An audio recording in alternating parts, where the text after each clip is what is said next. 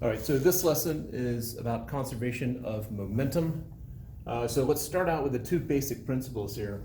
The fact that when two objects collide with each other or interact, they don't actually have to physically touch from the way we generally think of it, but we have two objects that are colliding with each other or interacting with each other.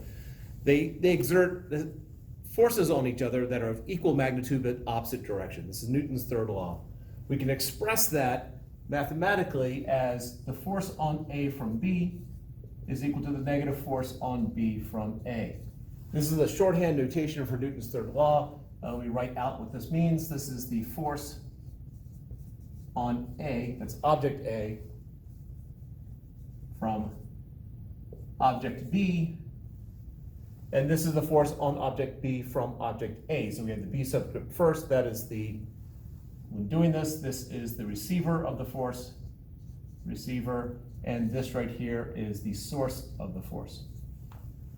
When you do the force diagrams, the complicated force diagrams, when you draw forces come in pairs, this is what we're talking about right here.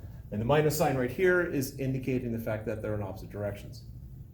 All right, so when we're working on this, I do know that two objects will interact with each other for the same amount of time. And this is one of those basic things, even when you get into quantum physics where a lot of stuff goes strange, you can't have one object acting on the second object for a different amount of time than the first object acts on it. And so, especially in classical physics. And so, what we have here is, I'm just going to multiply both sides by the amount of time that these two objects are interacting. Now, if you're still a little bit unclear what I mean by interacting, take these two markers right here, they're cruising along, they touch, and then they separate. So they interact for a certain amount of time. It is not zero amount of time, it's just a very quick amount of time. And so while they're touching each other, they exert the same magnitude of force. So we have the force on A from B times the amount of time they're touching is equal to the force on B from A, negative force on B from A, times the amount of time that they are touching each other. All right, so Newton's second law, this is the math one, this is force is equal to mass times acceleration. So this would be, the force on A would be equal to the mass of A times the acceleration of A times time is equal to the negative force,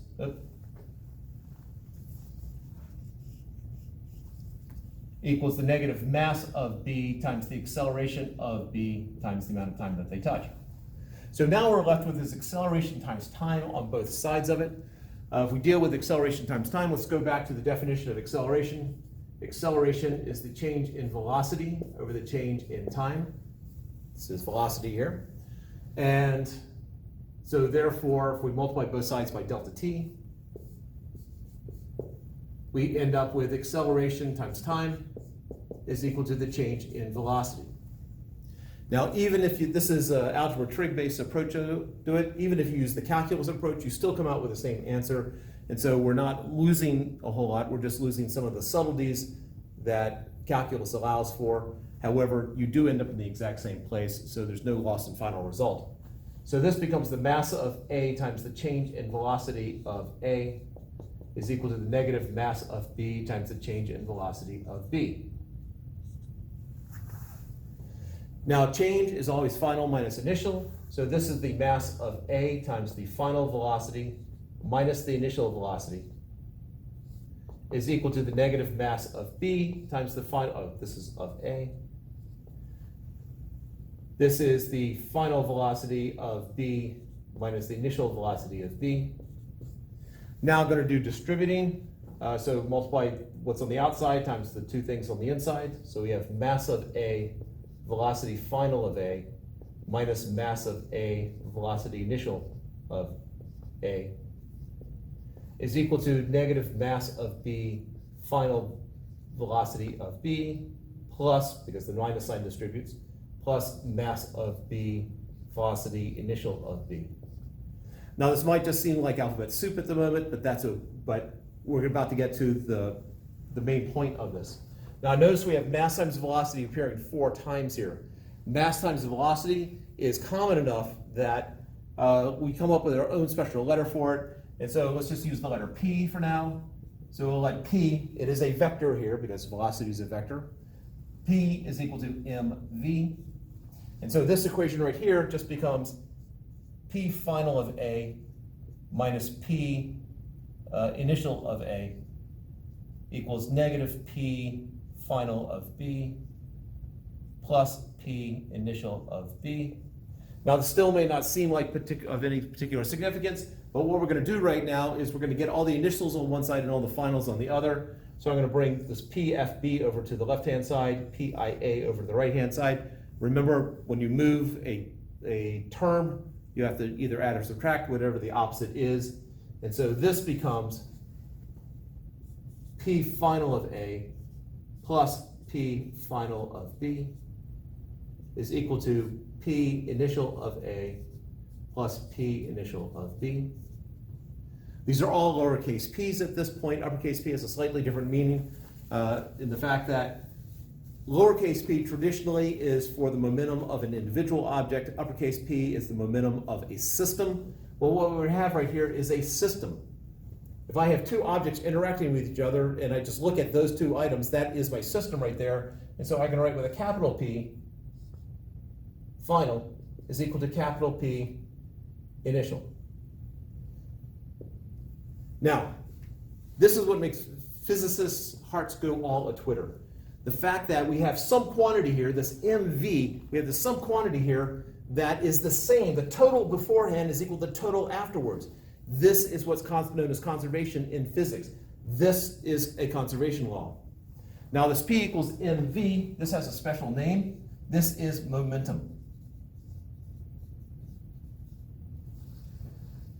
So some have come up with a conceptual idea of what momentum is, and it is I heard one person say that momentum is the reason that one object moves from one point to another. That seems like an after the fact thing. To me, momentum is just a math formula right here. P equals mv, that is momentum. There's a slightly more generalized version of this that we'll get to in just a moment. But what we have here is conservation of momentum.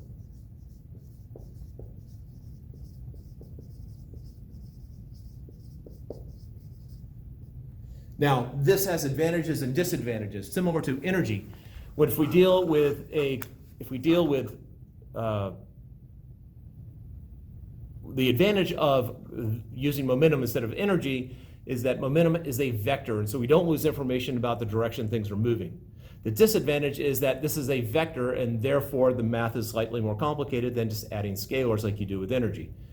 Energy, on the other hand, this is probably a repeat from another video, energy, on the other hand, has the advantage of not being a vector, so the math is easier. The disadvantage of it is not a vector, and therefore you lose information about the direction things are moving. So anyway, here's conservation of momentum, here's the math background behind it, and with that, I'm going to stop the video, and then we'll talk a little bit more about a few other things. Oh, sorry, there is one other thing I need to talk about here. Notice on the left-hand side of my equation here, we have this force times time.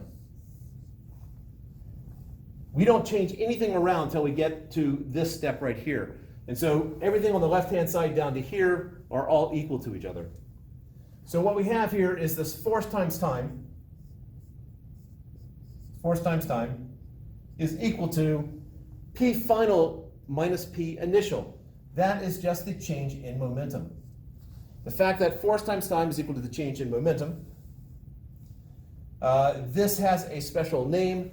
This is what I do in class. I do my most obscure clue.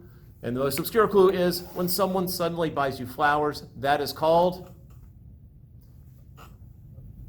Now, if you want to try to figure it out beforehand, hit the pause button right now. Otherwise, you can just let it roll. This is a reference to a 1970s perfume commercial, and it was a perfume called Impulse, and the tagline was, when someone suddenly buys you flowers, that is called impulse. And so what we have right here is impulse. It is a vector quantity. Now, sometimes you're asked to find the value of impulse, and if you're given force and time, you solve it that way. If you're given momentum information, you find it that way. So either one works. One other offshoot of this is that if I divide both sides by time, I get force is equal to the change in momentum over the change in time. This is the more generalized version of Newton's second law. Notice that if mass stays the same, which was expected in classical physics, if mass stays the same, this becomes the change in mass times velocity over the change in time.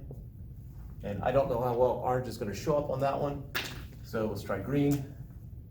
So change in mass times velocity over the change in time. If mass stays constant, it comes out, so this becomes mass times change in velocity over change in time, which is mass times acceleration. That's Newton's second law. However, this does have the assumption that the mass stays the same. There is a series of problems, usually called rocket problems, where the mass does not stay the same, and therefore, this more generalized formula allows for a change in mass. However, that is for another video. So at this point, I actually am going to stop it, no more threats, and here we go.